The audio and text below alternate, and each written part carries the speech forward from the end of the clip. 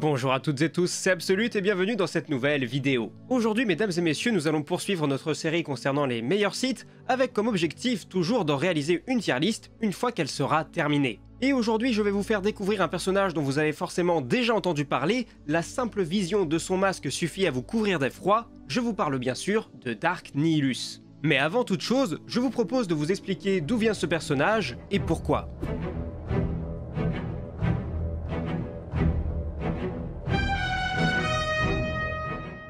Dark Nihilus est un personnage créé par Chris Avallone pour le RPG d'Obsidian Knights of the Old Republic 2. Son histoire a également été légèrement développée à travers un très court comics. Le nom du personnage vient du mot nihiliste, qui désigne une personne qui ressent un sentiment de rejet vis-à-vis du monde qui l'entoure. Je simplifie énormément, et du mot annihiler. Dans une interview, le créateur de Nihilus a dit de son personnage qu'il était d'après lui la deuxième moitié de Mitra Surik, le personnage que le joueur interprète dans le jeu.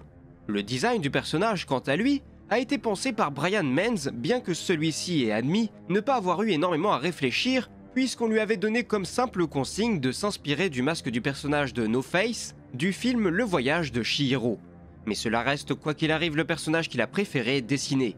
Et si vous vous êtes déjà demandé ce que Nihilus cachait derrière son masque, eh bien je ne vais malheureusement pas pouvoir vous répondre, mais sachez en tout cas qu'au niveau de ses cheveux, Hasbro a décidé de lui coller des dreadlocks. Après tout, pourquoi pas? Mais maintenant que vous en savez plus sur sa création, découvrons son histoire qui recèle de nombreux secrets que vous ignorez sûrement.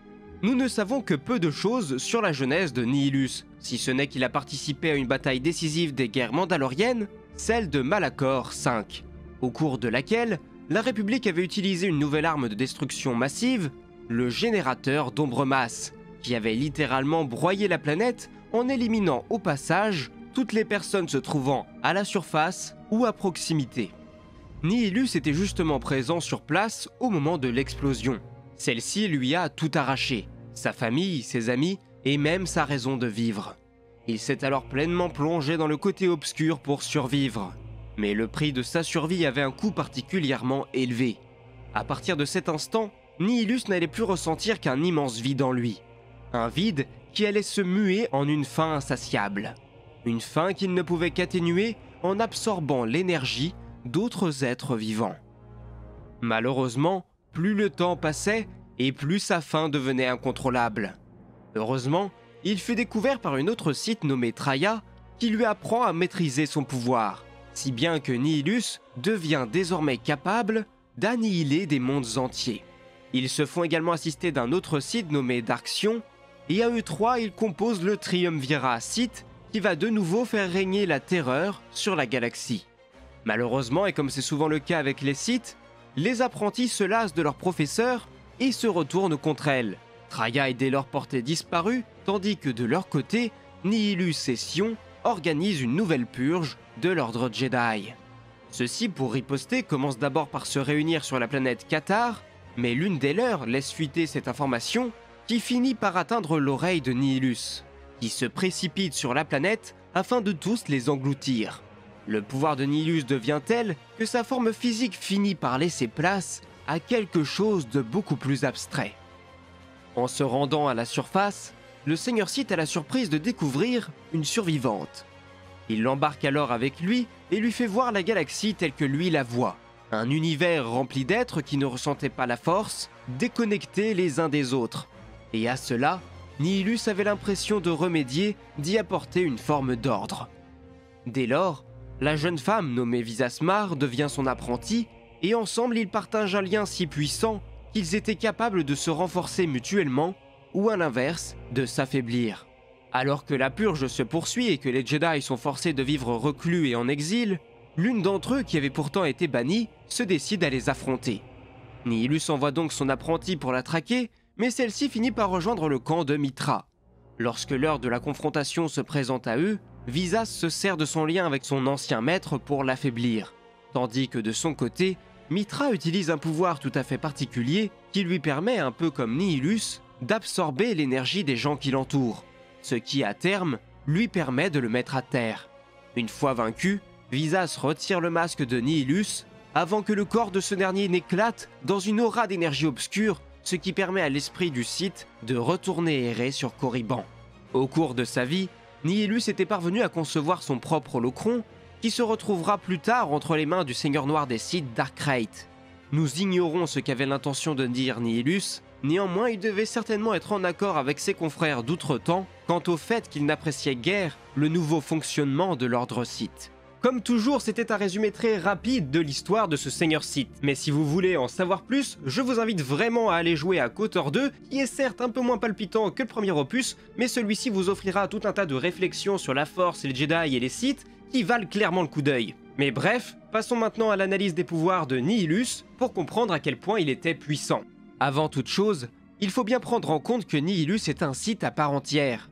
Il se distingue de la majorité de ses camarades, car celui-ci n'avait jamais réellement vu l'ordre des Seigneurs Noirs des Sith comme une organisation. Celui-ci n'avait en réalité qu'un seul et unique objectif, la mort et la destruction de toute chose, jusqu'à ce qu'il ne reste plus rien. On est donc bien loin d'un Dark Sidious par exemple, qui a malgré ses capacités de destruction colossales, l'envie quand même de pouvoir régner sur quelque chose et non pas seulement sur des cendres.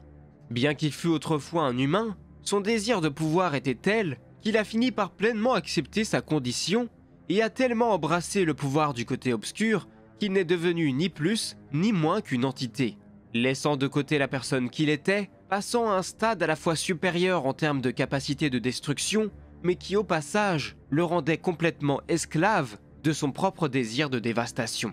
Ce pouvoir de Nihilus, c'est ce qui se rapproche le plus du drainage de force. Cela consiste à aspirer toute l'énergie d'un interlocuteur à travers la force pour gonfler sa propre énergie. Généralement, c'est quelque chose qui peut se faire sur une ou plusieurs personnes, mais Nihilus en était arrivé à un stade où il était capable d'engloutir des planètes entières en quelques instants. C'est le seul pouvoir que l'on retient vraiment chez Nihilus. Après tout, on le surnomme quand même Seigneur de la Faim, et il porte plutôt bien ce surnom. Cependant, ce pouvoir est également sa plus grande faiblesse, car à partir du moment où il a atteint un tel niveau de puissance, il a également perdu le contrôle de ce pouvoir. Et c'est ce pouvoir, cette faim insatiable, qui finit par guider l'ensemble de ses actes. Nihilus s'est ainsi enfoncé de lui-même dans un cercle vicieux, car plus il a faim, et plus il a de pouvoir. Et plus il a de pouvoir, et plus il a besoin de se nourrir. Voilà plus ou moins l'essentiel de ce qu'il faut retenir quant au personnage de Nihilus. Mais on pourrait toutefois préciser le fait qu'il soit parfaitement en mesure de se défendre avec un sabre laser, car malgré la disparition de son corps physique, il était tout à fait en mesure d'utiliser une arme pour mener un combat en main propre. Mais bref, voilà plus ou moins tout ce que l'on pouvait dire concernant la puissance de Nihilus. Un personnage qui sera donc sûrement très bien placé dans la tier list, mais attention, il faudra nuancer ce résultat, car il ne faut pas oublier, comme je vous l'ai dit, qu'il est esclave de son pouvoir. Comme toutes les autres fois, n'hésitez pas à me proposer des noms de Seigneur Sith dans les commentaires, et peut-être que je choisirai le vôtre pour la prochaine vidéo. Je tiens aussi bien sûr comme toujours à remercier les membres de la bibliothèque expéditionnaire, le serveur Discord avec lequel la chaîne a un partenariat, donc je vous invite vraiment à aller y jeter un coup d'œil. Si vous voulez apprendre des choses sur Star Wars, c'est vraiment l'endroit parfait. Sur ce, la vidéo est à présent terminée, j'espère qu'elle vous aura plu. Comme d'habitude, vous savez quoi faire, vous abonner, liker la vidéo. Vous pouvez aussi soutenir la chaîne via Utip ou Tipeee. Et sur ce, moi il ne me reste plus qu'à vous dire à la prochaine pour de nouvelles vidéos. C'était Absolute, ciao!